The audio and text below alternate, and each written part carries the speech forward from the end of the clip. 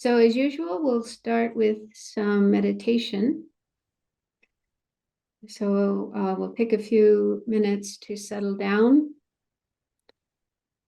And then I'll invite you to visualize the Buddha if you wish. And then we'll recite the Buddha's mantra a few times, feeling light coming into us, blessing our minds. And then we'll do a meditation related to the material that we're looking at. So first of all, check your sitting position.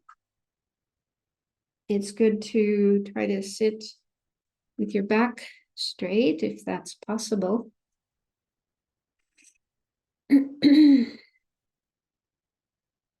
But also let your shoulders be relaxed, not tight. You can have your hands resting on your lap or on your knees, whichever you prefer.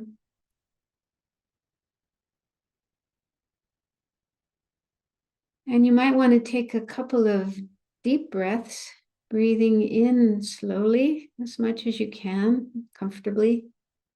Then pausing for a moment, then exhale. You might want to exhale through your mouth. Let the air go out slowly. And imagine if there's any tension in your body or in your mind, it goes out with the breath.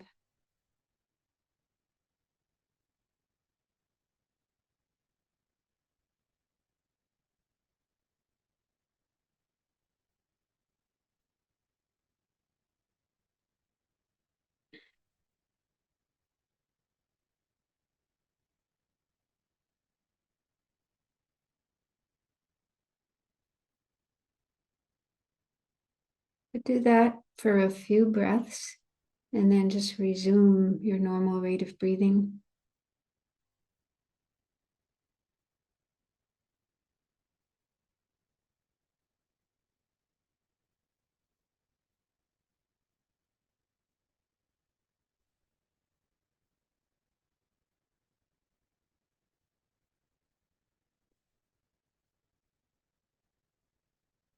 And check to see what's going on in your mind.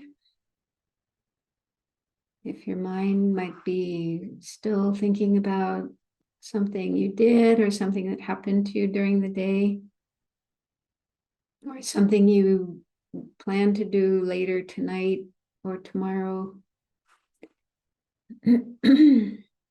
So any thoughts of the past or the future, put them aside for now. Let your mind be right here in the present moment and the present place where you are right now. Being aware of the breath coming in and going out, being aware of sensations in your body is a helpful way to be in the present. I'll do that for a few moments.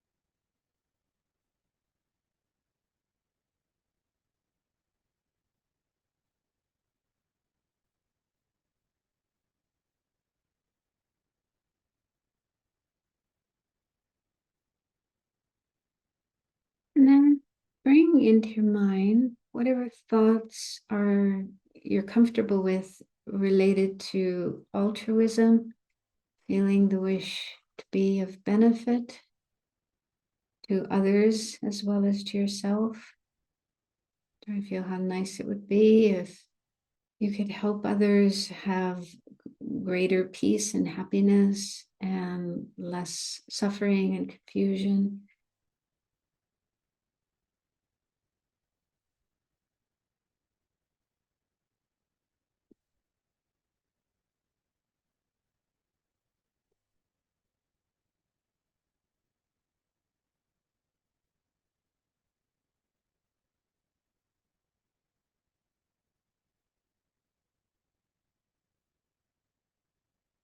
And then think if you can, see if you can generate the motivation to be here, participate in this class, in order to learn ways in which you can be more helpful to others as well as to yourself and helpful to the world.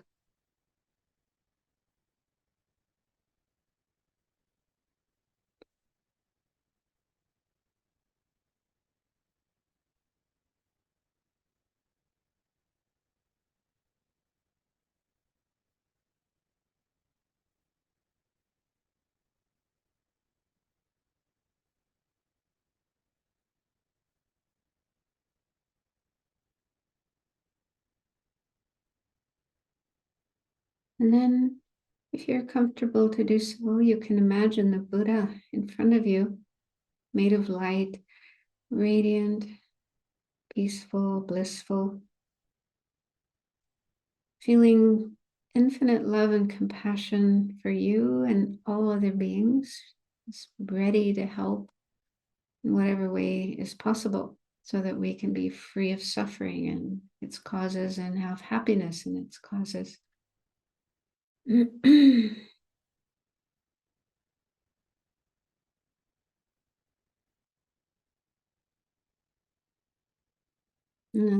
we recite the mantra, imagine light flowing from the Buddha, the light representing his qualities like his love and compassion, but also wisdom and the many different skills he has to help living beings in different ways. Imagine this light flowing from the Buddha into you, into yourself, filling you completely, your body, your mind, clearing away confusion, disturbing negative thoughts and emotions, anything that could interfere with gaining the most out of our class tonight, and bringing in positive energy that will enable you to get as much as possible that's beneficial from being in this class tonight.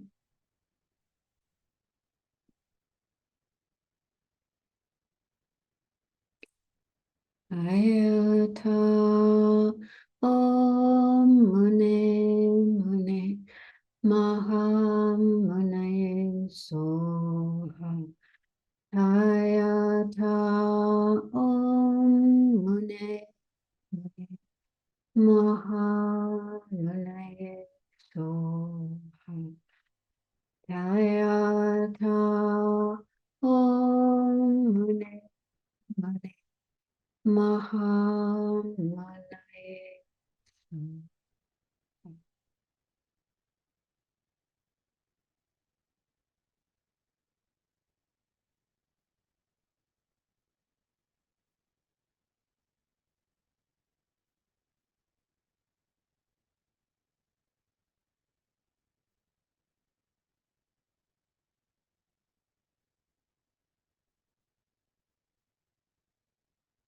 Okay, so now for the meditation. So far in the course, we've been looking at the conventional nature of the mind, how it is clear and knowing, impermanent, changing every moment, a stream or series of individual moments of experience arising and passing one after the other. So that's the conventional nature of the mind. Now let's take a look at the ultimate nature of the mind. So the ultimate nature of the mind is that it is empty of inherent or independent existence. So to understand the ultimate nature of the mind, we investigate how the mind exists. Does it exist inherently or independently or not? So first, see if you can get in touch with how you do see your mind. And you might think of a time when maybe your mind was working really well, it was clear, and you were able to think clearly and come up with solutions to problems, understand things really quickly and easily. And at such a time, you may have had a sense of, wow, my mind is fantastic. I really like my mind. Or alternatively, you may have had an experience which is just the opposite, where your mind was cloudy, foggy, confused, lots of different disturbing thoughts and emotions, and you just couldn't get it to do anything useful, anything positive. And you may have had the feeling, oh, my mind is such a mess. I can't stand my mind. So see if you can remember having one of those experiences or some other experience where you just had a sense of my mind, a sense of your mind being like this or being like that.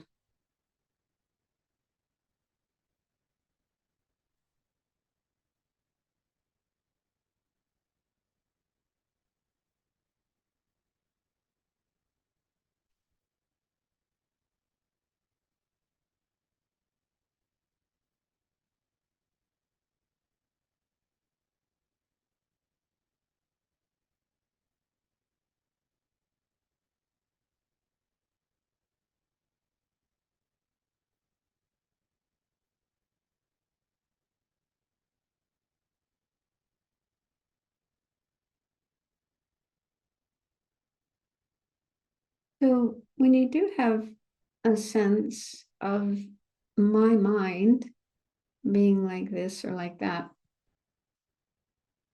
does it seem that your mind is something that exists sort of in a real, objective way from its own side, independent, existing all on its own in a sort of independent, autonomous way?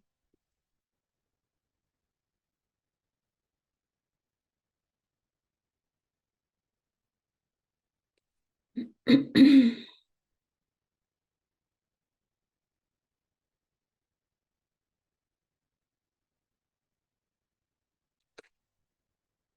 it may be difficult to answer that question, to recognize whether you see your mind existing in that way or not. But never mind. For now, let's just contemplate how the mind does exist. And in fact, in reality, our mind does not exist independently, all on its own, separate, cut off, autonomous. It does depend on other things for its existence. So one example is that it depends on causes and conditions.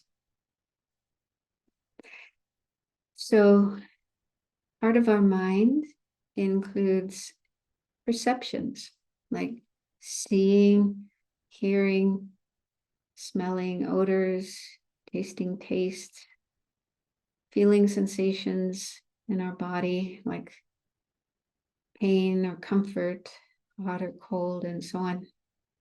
Those are all different kinds of perceptions that occur in our mind. And in all those experiences, there's an object, something we see, a sound we hear, an odor we smell, and so on. So that's one way that mind is dependent. It depends on objects that we perceive, that we experience, that we know, that we are aware of. So when those objects are there and we are nearby, able to perceive them, then perceptions of those objects exist. So think about that, see if that makes sense to you. How our mind depends on the objects that we perceive.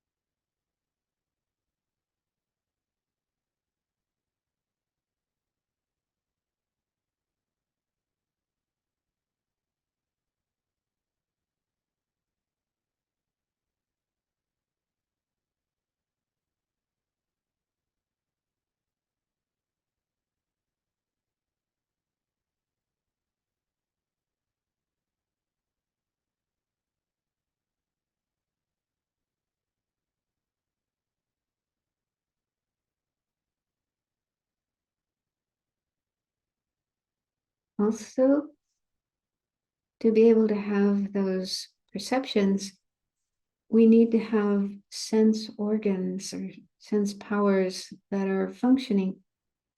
Like to be able to see things, we have to have eyes that are working properly. We're not blind.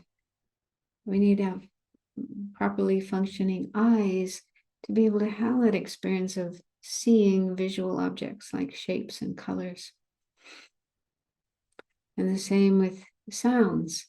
Our ears, our ear organs need to be functioning properly. We're not deaf, so that we can hear sounds. Likewise, all the 5 types of perceptions, sense perceptions, depend on organs, sense organs that are functioning properly.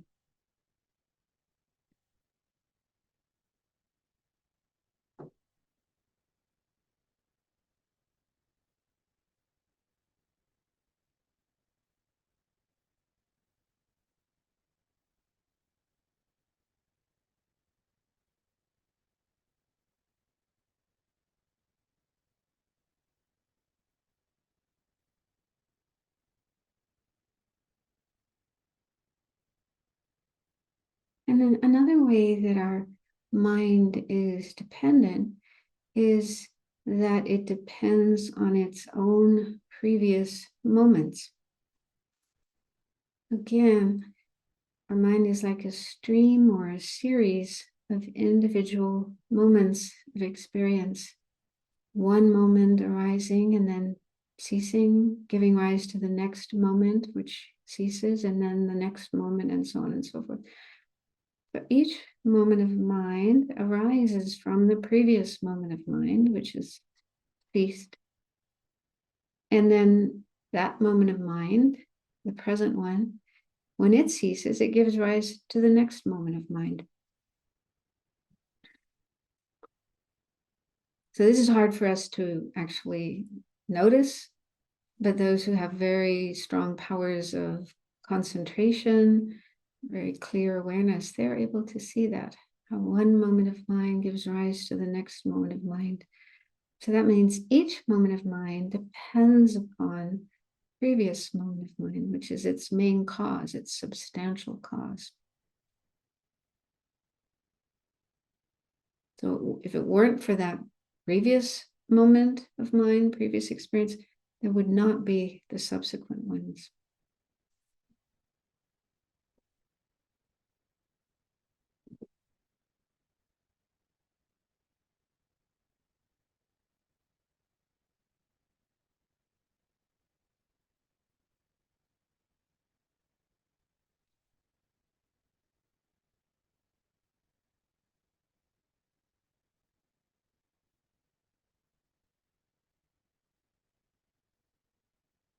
So thinking about this, can you get some little glimpse of how the mind exists dependently?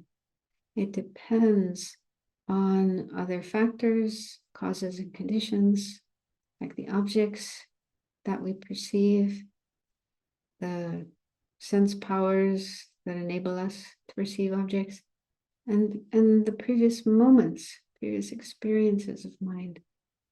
Without those causes and conditions, mind would not exist.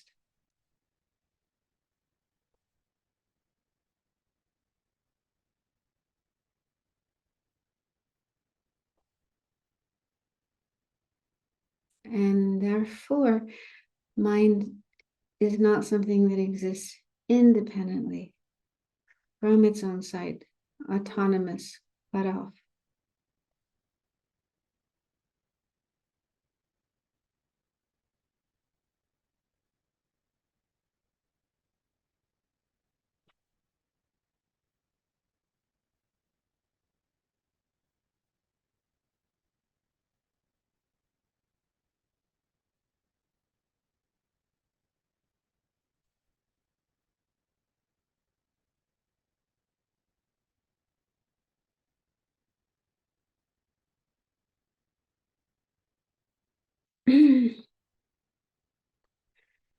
So it's said that in order to understand emptiness, the emptiness of inherent existence of whatever object we're trying to understand, like our mind or our I, ourself, the best reason is that of dependent arising, meaning that things exist dependent on other things. Nothing is totally independent, standalone, autonomous. So the more we can get familiar with dependence, how things exist dependently, dependent on other things, then that cuts through this wrong conception we have that see things as independently. But there are also other reasons as well, but this is probably the easiest one, and it's a good place to start. And in last week's class, someone asked about Mahamudra. This is one type of meditation. And if meditating on the clear, knowing nature of the mind is Mahamudra meditation. So Mahamudra practice does include that. It does include meditating on the conventional nature of the mind, how the mind is clear and knowing. However, the real meaning of Mahamudra is meditating on emptiness, understanding the emptiness of inherent existence, of the mind, but also of all phenomena.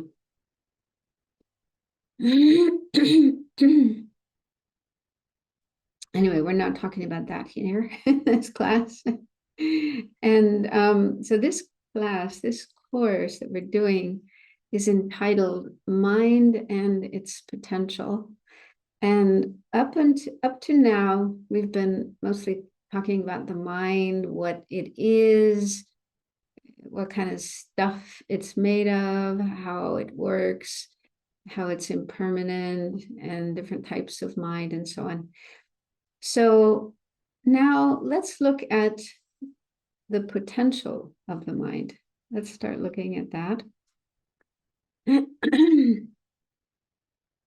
And so our mind, according to Buddhism, our mind has a lot of potential. There's a lot of things that we can do with our mind, like just in a worldly sense. We can learn different things. We can become an expert at different kinds of knowledge and abilities and skills.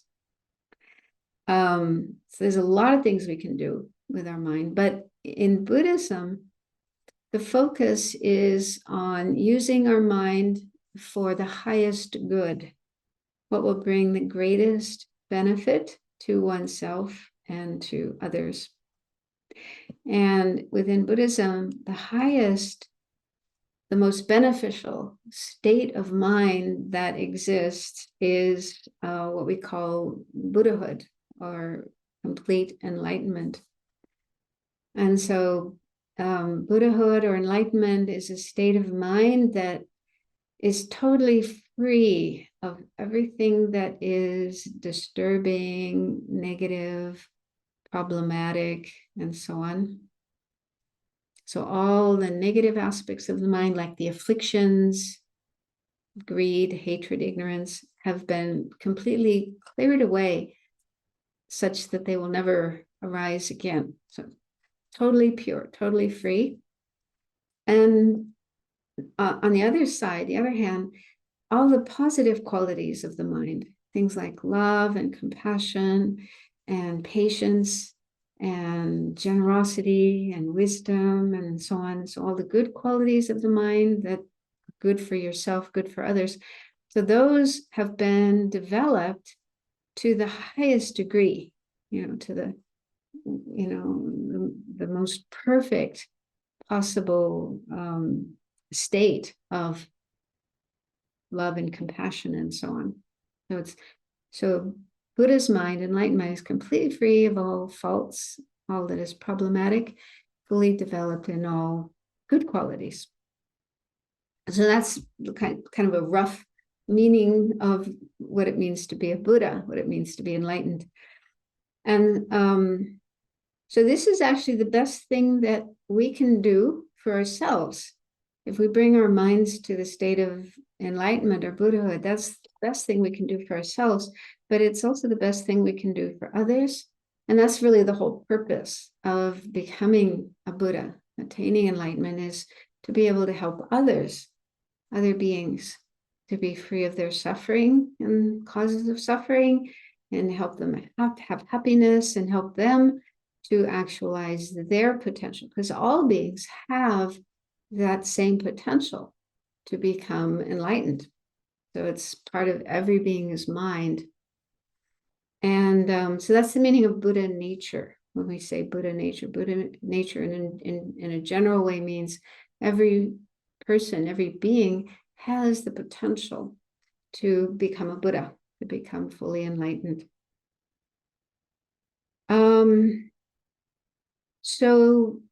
So then what exactly is Buddha nature? If we talk about this potential that exists in the mind of every being, what exactly is it? And there are actually different explanations of that within Buddhism. There's different schools, different systems of explaining things. And, they will explain this point in a different way. I will just focus on one school, the school that is mainly taught in the Tibetan tradition, which is called Prasangika.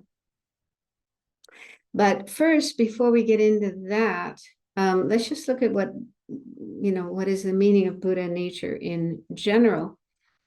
So the first bullet point here says Buddha nature / lineage.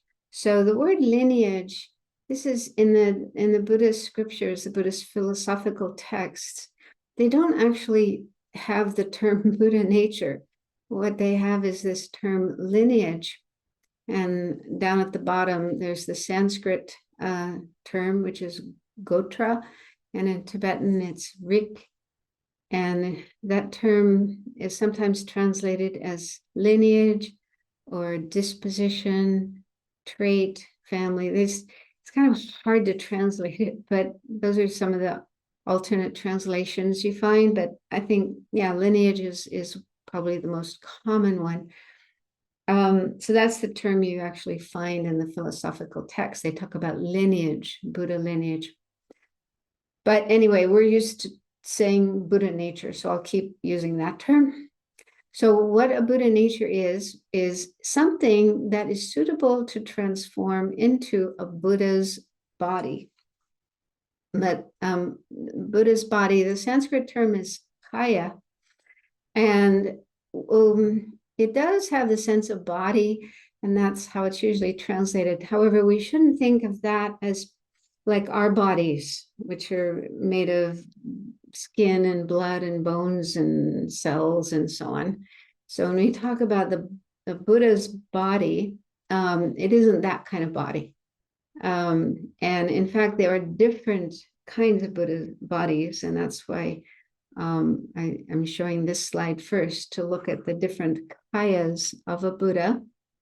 And also, it's a little complicated because there's different ways of enumerating the kayas of a Buddha, the Buddha's body. Sometimes 1 or 2 or 3 or 4 or 5. But the most common ways of talking about the Buddha's bodies or kayas is 2 kayas and 4 kayas. So the enumeration into 2 is, they're numbered here. 1 is truth body or dharmakaya in Sanskrit, and then form body or rupakaya. So when you have those 2 divisions, the truth body or dharmakaya is referring to the Buddha's mind. The Buddha's mind, which is fully awakened, fully enlightened, fully omniscient, fully perfected. So the Buddha's mind is the dharmakaya, and then which sometimes translated as truth body. And then number 2 is the form body or rupa kaya. And so this refers to how the Buddha is able to manifest in forms that can be seen by sentient beings. So Buddha's mind is like totally pure, and ordinary beings, sentient beings, can't see the Buddha's mind. Okay, it's beyond our ability to perceive. So if the Buddha were just to remain in that state of enlightened mind, we wouldn't be able to see the Buddha. We wouldn't be able to know of his existence and learn from him.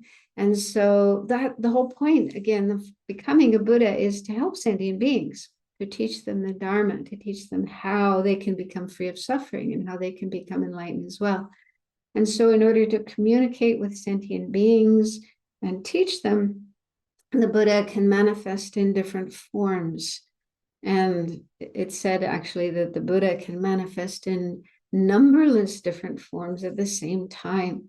We're limited to one body. We can only have one body at a time, one body, one face, one mouth, 2 hands, 2 legs. So that limits our ability to help others. But in the case of a Buddha, they aren't limited. They can manifest in many, many different forms at the same time and be able to help different beings in different places all at the same time. That's the form body. So it is said that the truth body, the dharmakaya, is attained for one's own purpose. So that means, attaining the dharmakaya means the Buddha has accomplished his own purpose. He has freed himself from everything that's problematic, all the afflictions, all suffering, all obscurations. So that's the dharmakaya. And then the rupakaya, the form bodies, these are for the purpose of others. Buddha will manifest in those forms solely to benefit others, other beings. And then each of those 2 can be further divided into 2. And then that's how we get 4 kayas. So, so under the truth body, the 2 divisions of that are first the nature body. And that's the Sanskrit term for that, Svabhavika Dharmakaya. And so the nature body refers to the emptiness of a Buddha's mind. That's the ultimate nature, the true nature of a Buddha's mind is that it's empty of inherent existence, independent existence. So the emptiness of the Buddha's mind, which is inseparable from the Buddha's mind, is always there. It's always like a quality of the Buddha's mind. So that is called a nature body. And then the second is called the wisdom truth body, or the Jnana Dharmakaya. And that refers to the Buddha's mind itself that has wisdom as well as all the other wonderful qualities, enlightened qualities. So those are two divisions of the truth body, the Dharmakaya. And then the form body also has two divisions. Number 3, it's called the complete enjoyment body, or Sambhogakaya.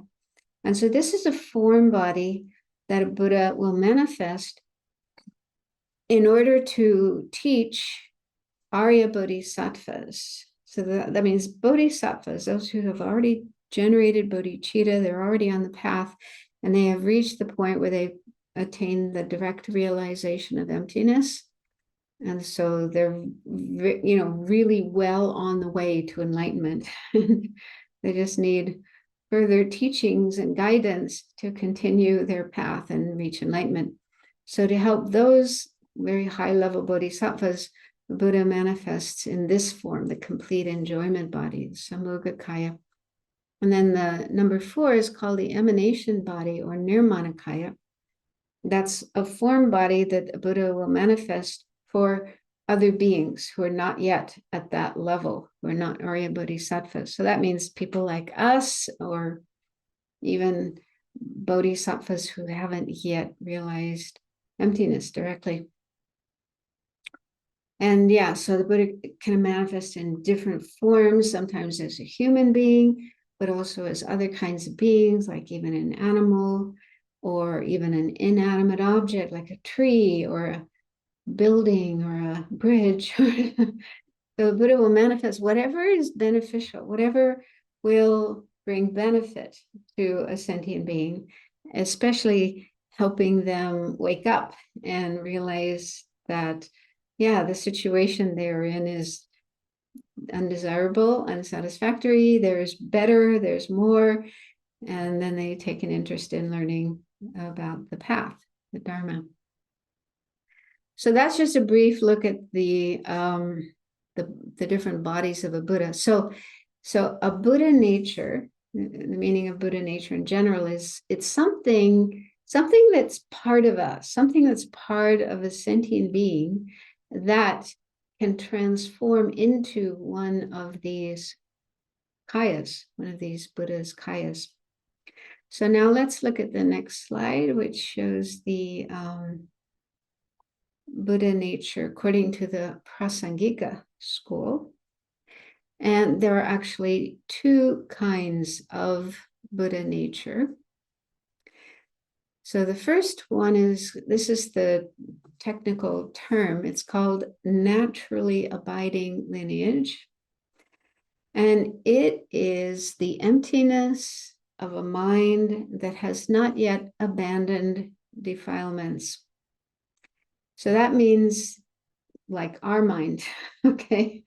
The mind, well, any sentient being, any being who isn't a Buddha, who isn't already a Buddha, who isn't already fully enlightened, okay? That means if we're not fully enlightened, it's because we still have defilements in our mind. And defilements can include afflictions like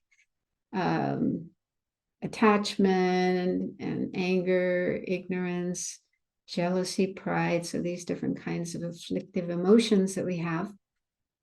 So those are defilements. But it's also the case that even these afflictions also leave imprints on our mind, like habitual tendencies. So that even after the afflictions have been removed, cleared away, purified, there's still these tendencies in the mind that can, kind of mess up the mind and cause us to perceive things incorrectly. So there's different types of defilements, different layers of defilements. And so as long as a being still has defilements in their mind, then they are a sentient being, not a Buddha. And the emptiness of inherent existence of the mind of such a being is the meaning of the naturally abiding lineage. So, in fact, emptiness is the true nature of everything that exists. Whatever exists, every single phenomena that exists has emptiness as its real nature, its real way of existing. So everything has emptiness. And that includes our mind. Okay, so the true nature of our mind is emptiness. It also includes the Buddha's mind. Buddha's mind also is empty of inherent existence. It has emptiness as its true nature.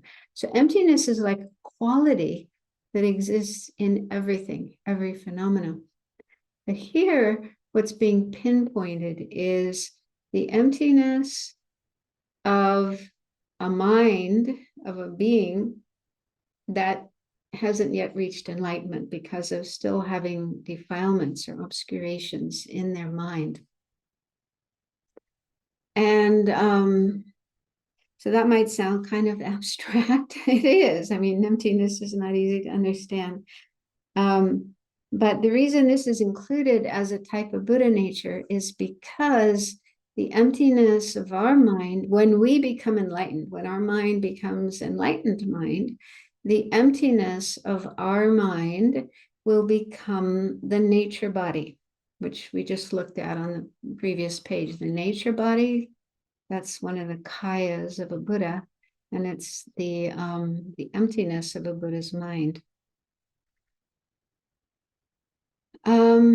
So the reason this is pointed out and is considered very, very important is because it's because of the emptiness of our mind. It's because our mind has emptiness of inherent existence as its actual nature, its true mode of being, that it's possible for us to change. It's possible for our mind to change because of emptiness. This is not easy to understand. You have to have some understanding of emptiness for this to make sense. But anyway, I'll try and maybe it'll make sense to you. Because emptiness of inherent existence is the opposite of inherent existence or independent existence. Okay, those two things are opposite. Inherent existence and empty of inherent existence are opposite. So as we just did in the meditation, we looked at how our mind isn't independently existent or inherently existent because it exists dependently. It depends on things for its existence. It's not independent. And so because our mind is like that, because our mind is dependent rather than independent, that means it's possible to eliminate the afflictions in the mind and the other things that make our mind unenlightened. Yeah. So if our mind wasn't empty, that would mean our mind didn't exist independent. Sorry, it would mean our mind existed independently. And if our mind existed independently, that means it wouldn't depend on anything else for its existence. It wouldn't depend on causes and conditions. And if our mind didn't depend on causes and conditions, then we could not create the causes and conditions for the mind to change and get rid of the afflictions and develop the qualities and the realizations that are needed for our mind to become enlightened mind. So it wouldn't be possible for our mind to change and become enlightened mind if it was independently existing or inherently existing. I don't know if that makes sense or not. It takes a while to think about it. But the fact that our mind is empty of inherent independent existence means it is possible to change our mind. We can practice the path, we can purify, we can get rid of the defilements and whatever is blocking our attainment of enlightenment, and we can develop all the qualities and realizations. So we can change our mind, we can transform our mind and make our mind enlightened mind. And that's only possible because of emptiness, because things exist dependently rather than independently. So there's one verse in a text by Nagarjuna, his fundamental wisdom. He's the founder of the Madhyamaka school, which talks about emptiness of inherent existence. And in that text, he says, For whom emptiness is possible, for him all is possible. For whom emptiness is not possible, for him all is not possible. So emptiness makes things possible, especially, things like transforming our mind, freeing our mind from afflictions and other problems that prevent us from being enlightened, and developing the qualities we need to reach enlightenment. So anyway, it took me a long time to make sense of that. And if you don't understand it the first time you hear it, then it's okay. But yeah, I'll give you a reference later where you can learn more about this. But anyway, that's one type of Buddha nature. The first one, naturally abiding lineage. It's the emptiness of a mind. And it is a little hard to understand. The second type of Buddha nature might be easier. The second one is called the transforming or developing lineage. And this refers to a Buddha nature that is suitable to transform into a compounded body of a Buddha. So the term compounded or conditioned, another synonym of that, this refers to things that are impermanent, things that arise from causes and conditions, and they change every moment. So impermanent things, conditioned things. So among the kayas or bodies of a Buddha, the nature body, the emptiness of the Buddha's mind. So that is permanent. That's a permanent phenomena because it's an emptiness. And emptiness is always permanent, not compounded or conditioned. So that particular kaya of the nature body of a Buddha is permanent, but the other kayas of a Buddha, like the wisdom truth body, the form bodies of the Buddha, so those are impermanent phenomena. Those are compounded or conditioned phenomena. So, so this second type of Buddha nature is something that will transform into one of those kayas. So the next bullet point says the transforming Buddha nature or lineage includes the mental consciousness, so our mental consciousness, as well as virtuous mental factors such as love, compassion, wisdom, and faith, and other virtuous mental states such as bodhicitta and the wisdom realizing emptiness. Okay. So this explanation comes from a book called Samsara Nirvana, Buddha Nature, which is volume 3 of the Library of Wisdom and Compassion by Venerable Thupten Chodron and His Holiness the Dalai Lama. It's published by Wisdom. That's a series of books, and that particular volume 3, Samsara Nirvana, Buddha Nature, the last 3 chapters of that book talk about Buddha nature, and they really go into a lot of detail, how it's explained by different schools and so on and so forth. So if you're really curious about this topic and you want to learn more about it, then that's a resource. That's probably the best one that I know, but it's not easy material. And it's really good to read the whole book and not just the last 3 chapters, because the first part of the book talks about samsara, goes into detail with the 4 Noble Truths and the 12 links and so on. So yeah, it's important for us to understand samsara so that we can get out of it. This is what we're trying to free ourselves from by attaining nirvana. So anyway, so those are what are included in the second kind of Buddha nature. It's like our mental consciousness, as well as virtuous mental factors. So it's the virtuous parts of the mind, the good parts of the mind that we already have now. We already have love and compassion. We have wisdom and faith. So if we work on cultivating those, purifying those, developing those more and more and more and more, eventually they will become those qualities in the mind of a Buddha.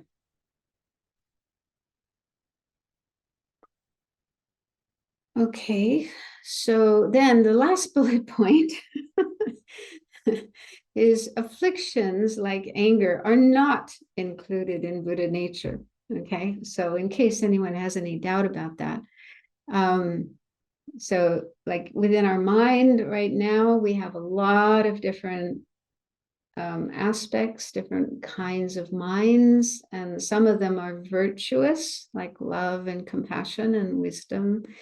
And those we'll take those with us to enlightenment. They need to be developed and purified and so on. But anyway, those good qualities of the mind will go with us to enlightenment.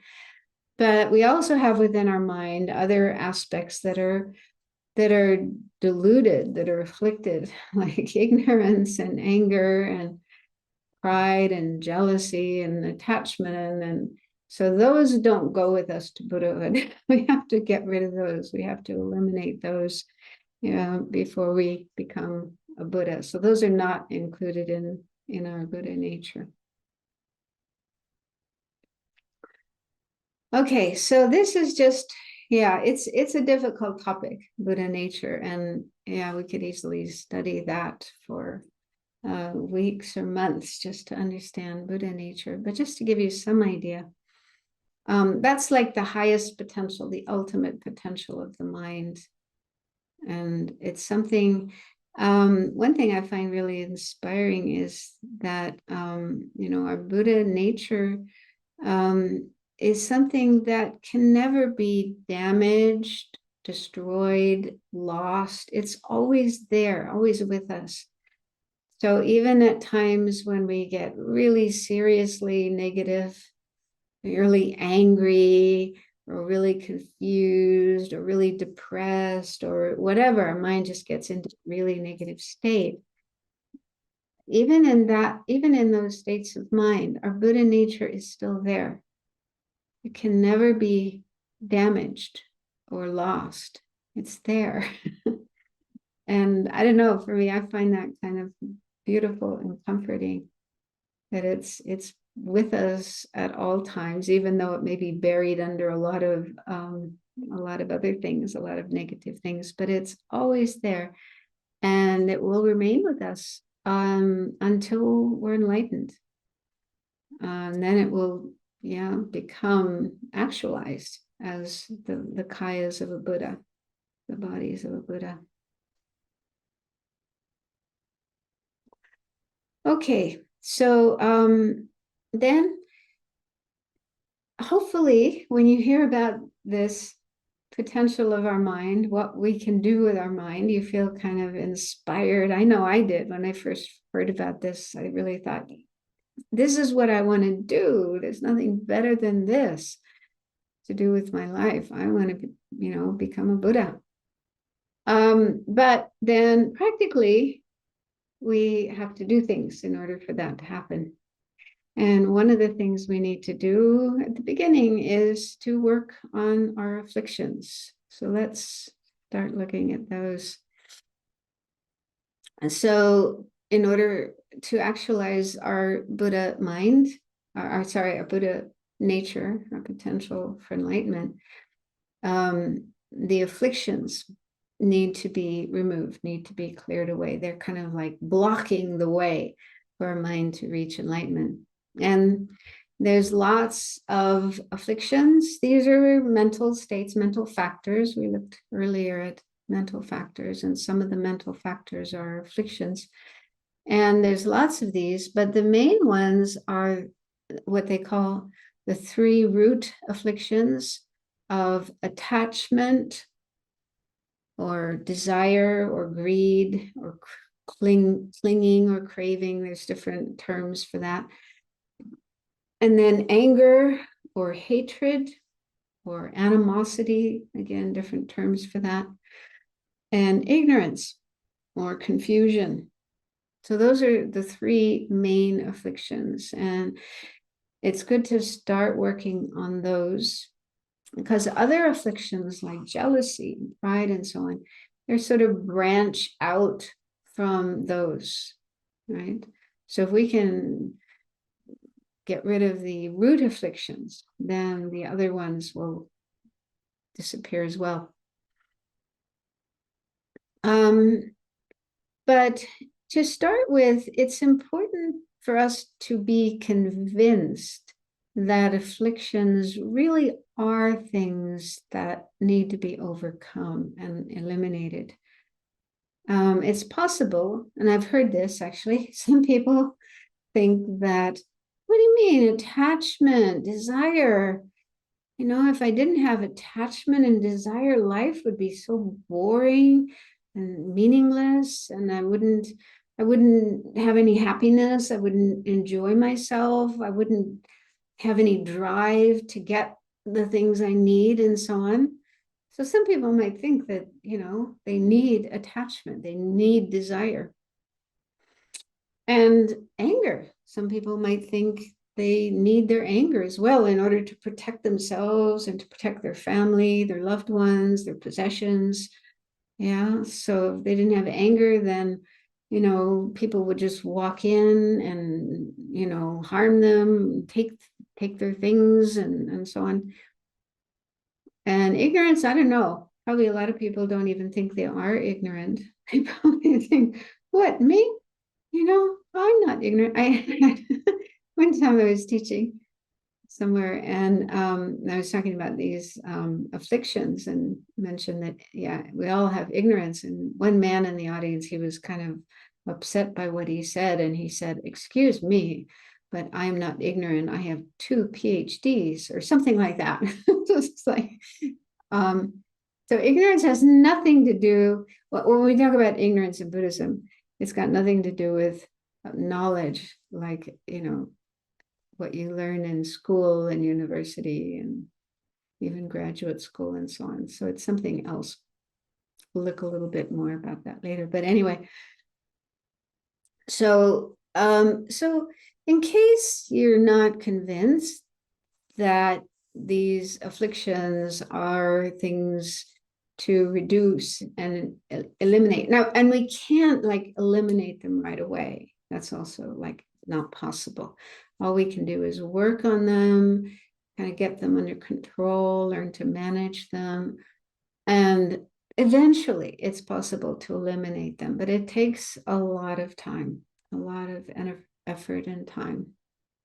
But what's helpful is to look at the faults of afflictions. So these are some of the faults, and these are things you need to check for yourself. You need to use your own experience and investigate what happens when you have afflictions coming up. What are the results? What are the consequences of the afflictions? Really think about that. And hopefully, if you do, then you will come to feel, yes, these afflictions are not good for me, they're bad for me. I do want to get rid of them. So that's kind of coming from your heart, from your own experience, rather than just because the Buddha said so or your teacher said so. So these are just a few of the faults of afflictions, what's wrong with them. One is that they disturb our peace of mind. So again, you can experiment with this on your own. Like when you're meditating, if you do practice meditation, then sometimes you're meditating and maybe you're kind of feeling very calm and peaceful. And then something happens, either something happens outside of you, some noise or something that makes you agitated. Maybe you get angry or you have attachment coming up.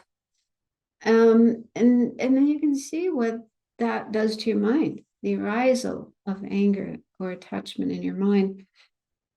How does that affect your mind?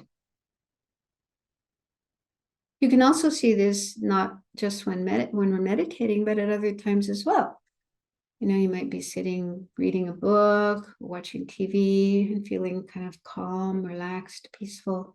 And then something happens or somebody says something that triggers you such that you get angry or upset or hurt or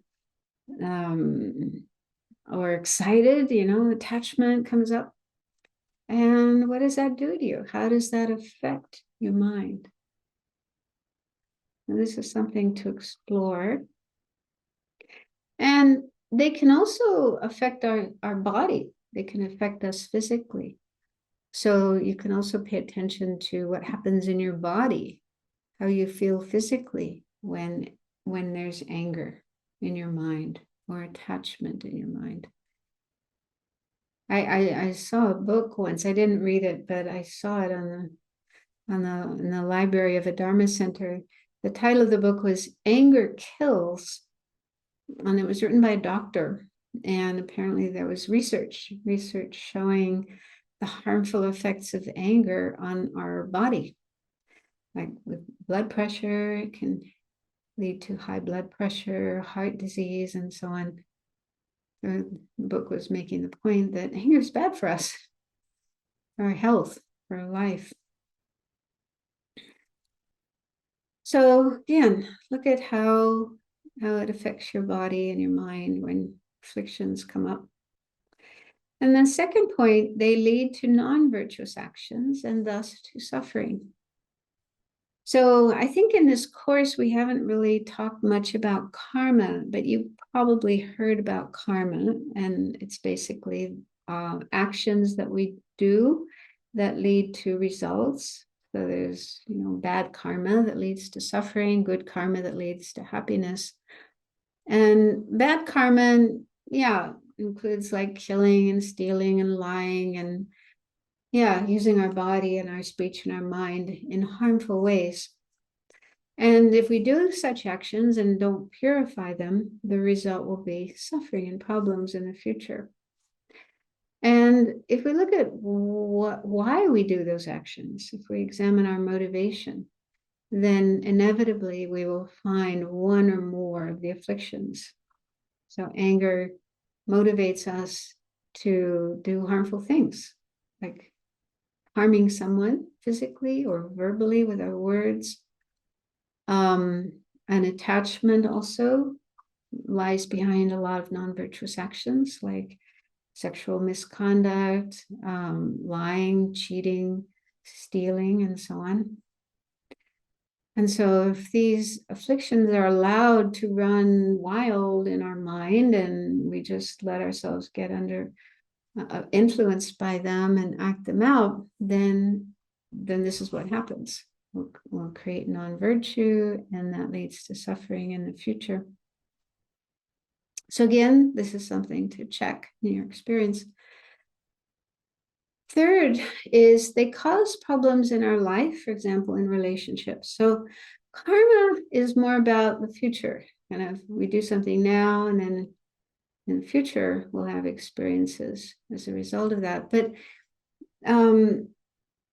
we can also see results of afflictions in the here and now, like in an immediate sense. Okay. So I think all of us can think of experiences where we got angry at someone we were close to, a partner, a spouse, a child, a sibling, so some family member or friend. And then as a result of that anger, we got into all kinds of problems. The person was hurt and upset, and maybe they retaliated in some way, or they decided to break off the relationship, or, different things happened as a result of anger coming up in our mind towards another person. And so we probably had many, many experiences like that. And so I think anytime we have a problem in a relationship, whether it's a close relationship, like a friend or a relative, or with a colleague at work, someone we're working with, or even a neighbor, if we are honest with ourselves, look at our mind, what was going on in our mind in that situation, then we'll most probably find at least one of the afflictions, possibly multiple afflictions coming up and influencing us and leading to those problems, and the other person as well.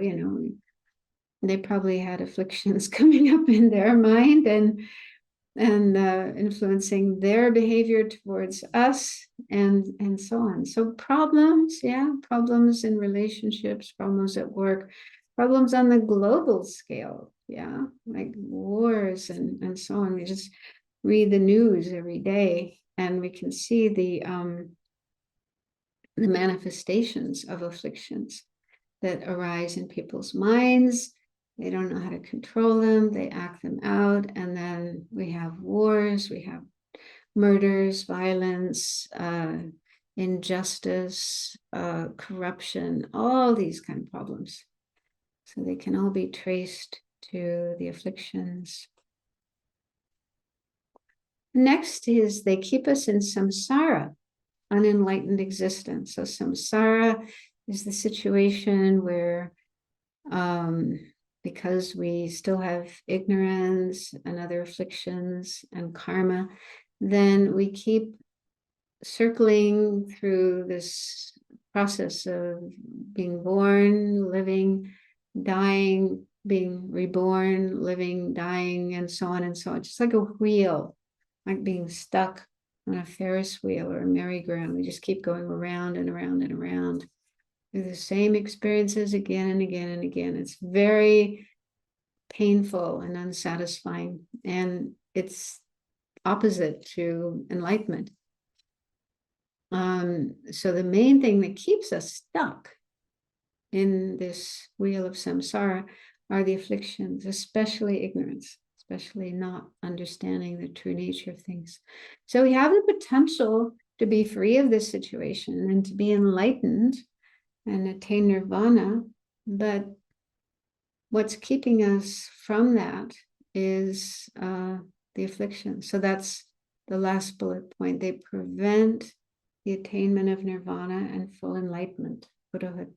So we have the potential, our mind can attain those states, nirvana, enlightenment, but what is in the way of that are these afflictions.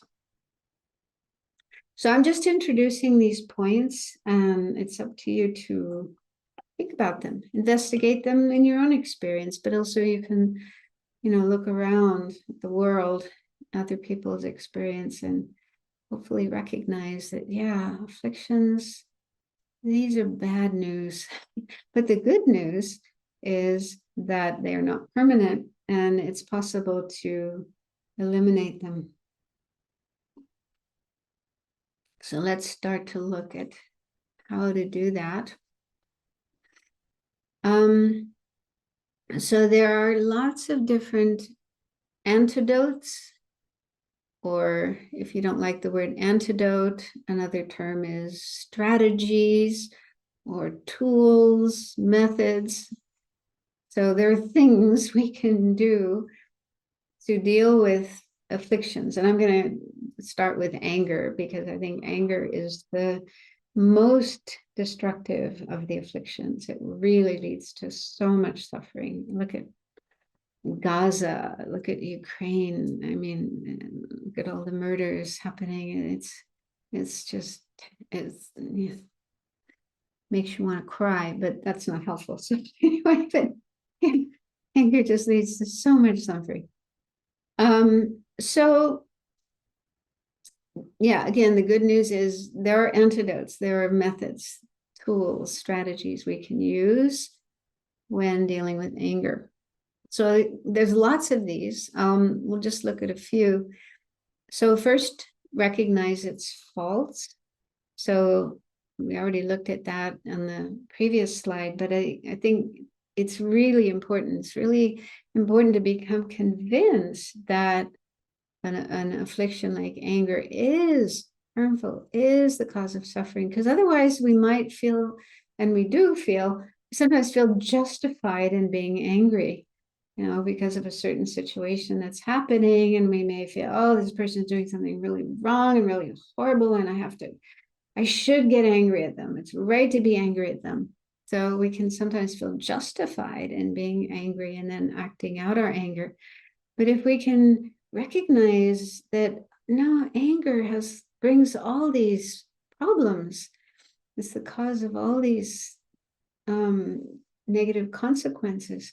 Then we'll try to find some other way. There are other ways of dealing with people and situations where we can solve a problem without getting angry. We don't really need anger in order to take care of some problem or some injustice or whatever. And in fact, we'll probably be able to do it much better without anger.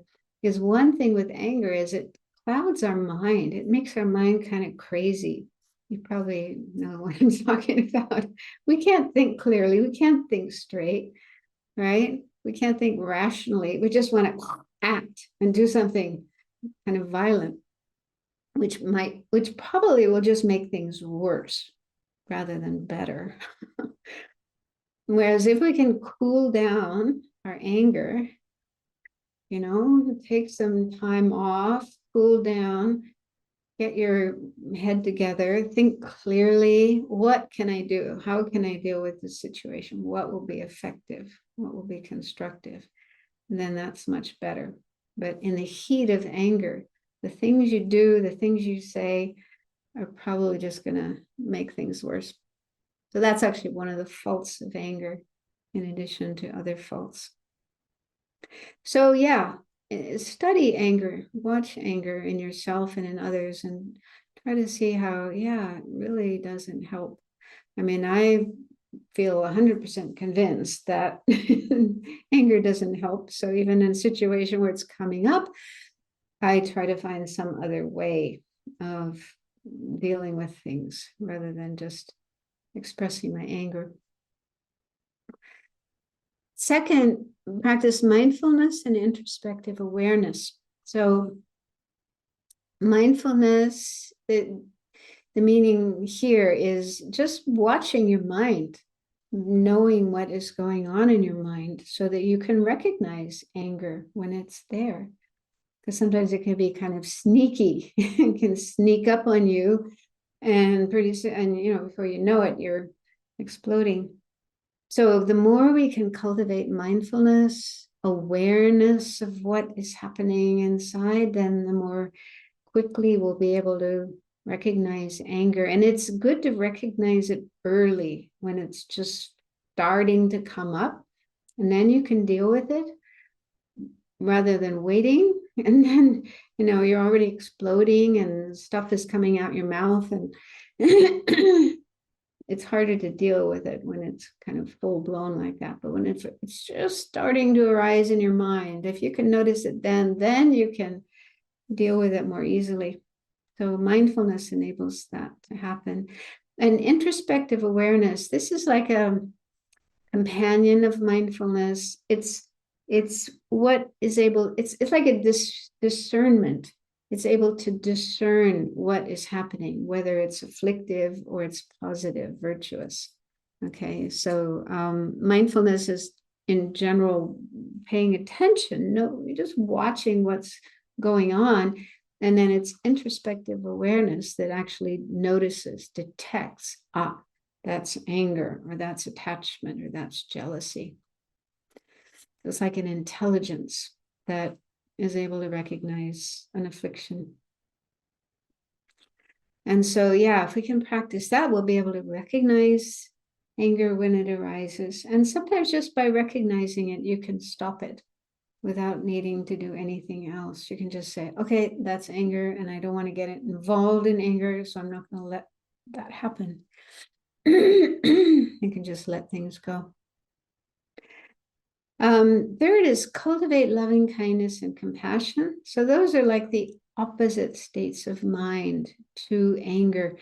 Loving kindness is where we care about others and ourselves. We want them to be happy. And compassion is kind of like the other side of the coin. It's like wanting others to not suffer. Okay, so wanting happiness and wanting no suffering for yourself and for others. So the more we can familiarize ourselves with those states of mind, then the less we'll be likely to get angry. It'll still come up, but not as much, not as strongly. And if we're familiar with loving kindness and compassion, we can kind of quickly bring those into our mind. We can quickly switch to those states of mind rather than anger. Now, I'm going to talk next week, will be the last class. So my plan is next week to talk about how to cultivate these positive, virtuous states of mind, like loving kindness and compassion. So that's also part of our work for actualizing our Buddha nature. And then the fourth one is contemplate karma, cause and effect. So this may not work for everybody, but it can be useful. You can try it. So the idea here is, often we get angry because somebody is harming us, somebody has harmed us. And so, naturally we feel that's wrong, you shouldn't do that. And we get angry at that person and we feel justified in harming them in return. So somebody who is fully accepting of karma, believes in karma, accepts karma, would think differently. They would think, okay, if somebody's doing something harmful to me, it's because of my karma. It's because in the past, I must have done something harmful, either to that person or somebody. So I created some bad karma. And as a result of my bad karma, then this is happening to me now. This is a result of my bad karma. Now, this doesn't mean we are condoning somebody else's misbehavior. Yeah, we're not saying, oh, they can do whatever they want, there's nothing wrong. We're not saying that. This is just a way of stopping ourselves from getting angry. It's like taking responsibility for this situation happening to us. Like, why is this happening to me and not somebody else? Buddhism would say, well, karma. You must have created the karma in the past for this to be happening to you. And sometimes karma can happen in the same lifetime. You create the cause and you experience the result in that same lifetime. So we might be able to think back and remember that, yeah, we did do something hurtful to this person, or whatever that person is doing to us, we may have done to other people in the past. And so, just looking at this lifetime, we might be able to recall that we did this kind of thing ourselves. And then we can think, oh, okay, yeah, now I see. Yeah, I created the cause for this. If we can't think of having done that ourselves in this life, we probably did it in past lives. Because Buddhism says, the Lamas say this, there's nothing we haven't done, nothing we haven't experienced. So every possible kind of crime and negative action, we've done it all. We've done a lot of good as well. But yeah, we have created some bad karma in the past. And so if you can think that way and accept that and are comfortable with that, then this can stop you from getting angry and wanting to retaliate, because you realize, okay, I created the cause for this. And actually, someone who believes in karma would think, well, this is actually good. It's like I'm paying off a debt. I have this karmic debt and now it's paid off. So I don't have that debt anymore. So this bad thing happening to me is kind of clearing up that karmic debt. Another thing that's really helpful in thinking about karma is to think, okay, so in the past, I did some harmful action. Now I'm getting this result and I don't like it. I don't like what's happening to me right now. So if I don't want to have this kind of thing again in the future, I have to make sure not to create that karma. I have to stop creating that kind of karma. Otherwise, this is going to keep happening to me again and again and again. I certainly don't want that.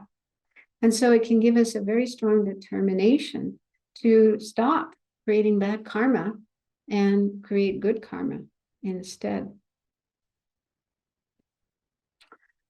And especially at this moment, if I get angry at this person who's harming me and I retaliate, I'm just repeating the same thing. I'm just creating more bad karma that's going to bring more suffering, more problems in the future. It's like a endless cycle. But if I can say, no, I'm not going to do that. I'm going to put up with this. I mean, we can still, protect ourselves and, take steps to try to stop this person from behaving that way, but not with anger. Yeah, not with anger and the wish to hurt them in return, retaliate. So I hope that makes sense. But yeah, for many people, thinking in terms of karma is a helpful way to cool down their anger and avoid anger. So these are just a few antidotes to anger. There's many, many others. And so I put down there a few books where you can learn more if you do want to learn more about anger. I mean, how to manage anger, not how to be angry. So Working with Anger is one by Tupten Children. That's wisdom. Snow Lion, published by Snow Lion, and I heard they just republished it. They published a new edition of it. There's a book called Healing Anger by the Dalai Lama. That's also from Snow Lion. He gave some teachings on Shantideva's Guide to the Bodhisattva's Way of Life, chapter 6, which is full of antidotes to anger. So that's a really good book. And the third one I haven't actually read, but yeah, that's also a book by Thich Nhat Hanh on how to work with anger. So those are some resources for that particular affliction. So I think we've kind of, yeah, I was going to go on and talk about attachment, but I'll do that next week. So we have a few minutes left if anyone has a question you'd like to ask. You can raise your hand.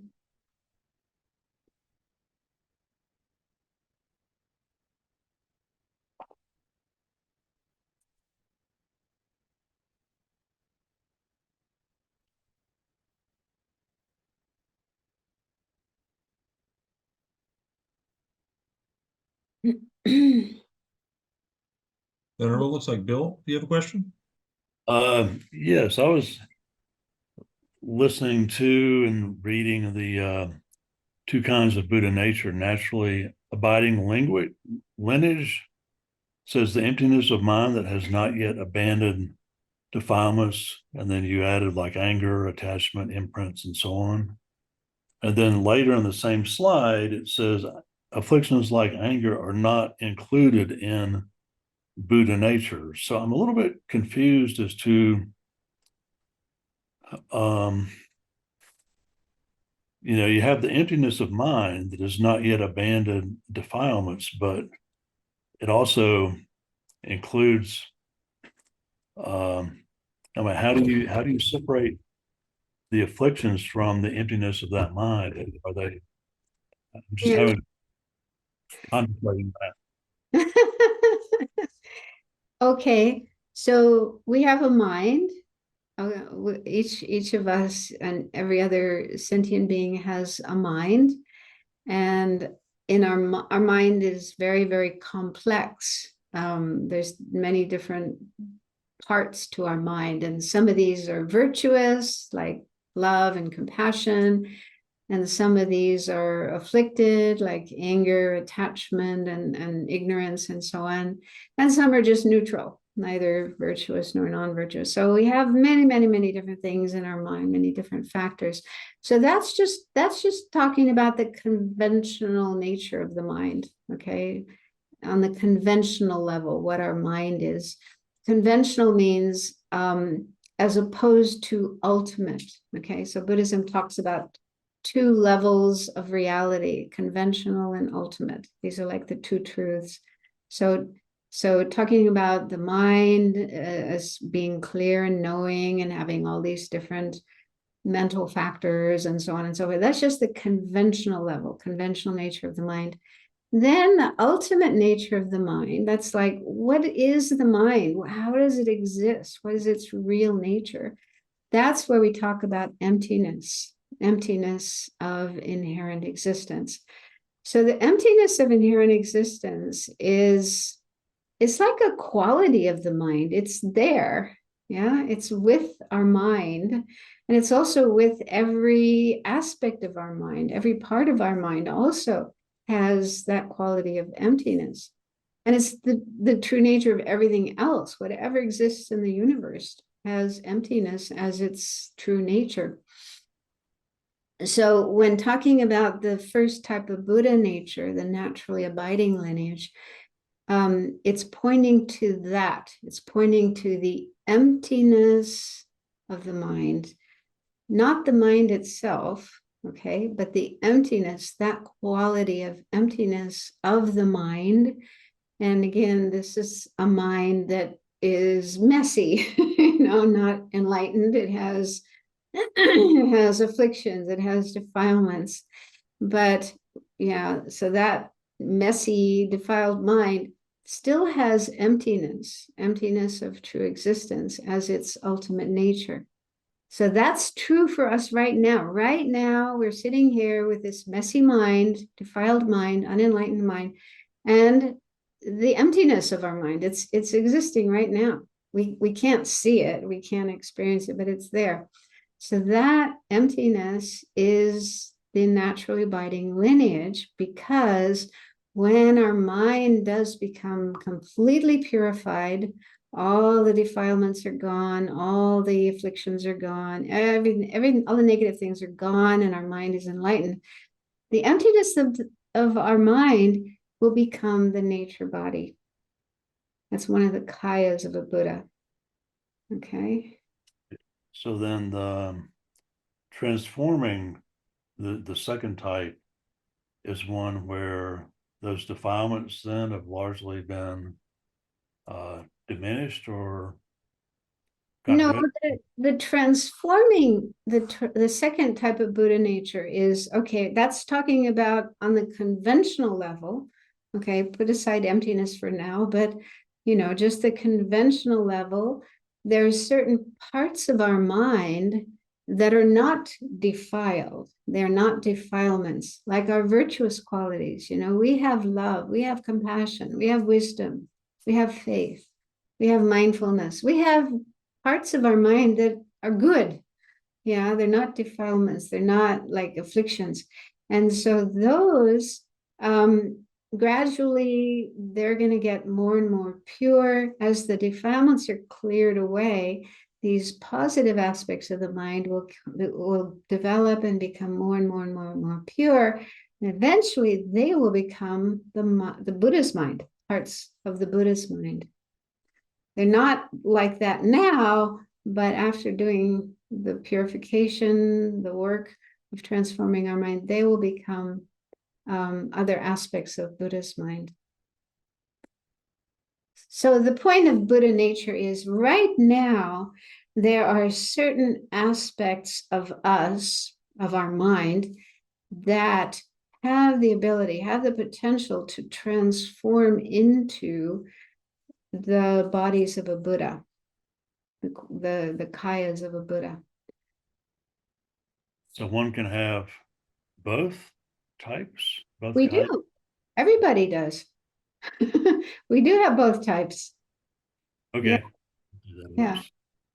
Even frogs and dogs and horses, they also have Buddha nature, but yeah, they're not in an ideal situation to be able to recognize their Buddha nature and do the work that needs to be done. But it's there. So every sentient being has both types of Buddha nature. Okay. Yeah. Cynthia. Maybe we'll just do one more question and then. Cynthia? Hi, Venerable. Yeah, can you clarify the uncompounded phenomena within this context? I know that's a bigger topic because I heard it in Lamrim teaching, but emptiness is uncompounded. Is that correct? So if emptiness is the quality of our mind, and I'm not talking the physical mind, but the subtle, I guess subtle for lack of a better word, why is mind by its nature uncompounded? It Yeah. is so even as I exist now with all afflictions, that mind is uncompounded because of no Mind itself, our mind, and even a Buddhist mind, is an impermanent phenomena, meaning it arises from causes, conditions, it changes. So any mind, our mind, Buddhist mind, is always something impermanent, and that means compounded, conditioned. compounded, not okay. Yeah, it's compounded. Yeah, the word compounded, conditioned, dependent on causes and conditions. So that's, yeah. So Because I'm trying to reconcile, like, if emptiness is uncompounded and we have that quality in our minds, as I understand it. It's not part of our mind. The emptiness of our mind Okay. is not really, it's not part of our mind in the sense of being mind itself. State of mind. More like a quality of our mind. Yeah, it's difficult to understand emptiness. Emptiness is And I very, know sometimes it's compared with space. So when this analogy of space is used, is space by itself uncompounded, or is that just an analogy for us to understand? yeah, Is that a yeah? space Sorry, is guys. space is an uncompounded phenomenon. So, like, for example, this is gong, okay? It has space inside of it. Empty space, okay? And that empty space inside the gong isn't something conditioned. It didn't come about from causes and conditions producing it. It's just an absence of something obstructing. And so they say, yeah, this is a good analogy for emptiness. Emptiness is similar to that. It's like, yeah, it's not something that came into existence because of causes and conditions. It's just there. And it's the quality of everything. Yeah, it's everywhere all the time. So then, when I think of the space that's filled with clouds, which is also used as an analogy for affliction, can Well, I think of my mind that way, with all the afflictions blocking me from of attaining the state of emptiness, or if that makes sense? well, yeah, afflictions are sometimes compared to clouds in the sense that they are impermanent. They come and go. They're not permanent parts of our mind. And they do obscure, yeah, just as clouds can obscure the sky, so afflictions can obscure us from seeing the true nature of our mind. So yeah, so that's, yeah, so it's like the emptiness is there, is with us, around us all the time, but we're not able to perceive it. We're not able to experience it because of afflictions and obscurations, other kinds of obscurations in our mind. So that's why we need to clear away our afflictions. So we should probably stop there. We've gone a little bit over time. Okay, so next week will be our last class, and I'll talk a little bit more about working with afflictions, but then I will spend more time on cultivating virtuous, positive states of mind. I thought to do the 4 immeasurable thoughts: love, compassion, joy, and equanimity, which are so beautiful. And the more we can cultivate those, then our afflictions will decline. Okay, so let's do a quick mental dedication of the merit, the positive energy that we've created from being together tonight and looking at this material with a positive motivation. So let's share this energy with all beings. May it be the cause for everyone, all sentient beings everywhere, to be free of all their suffering and causes of suffering, especially the affliction, especially ignorance. And may they have happiness, genuine peace and happiness, up to the highest happiness of full enlightenment.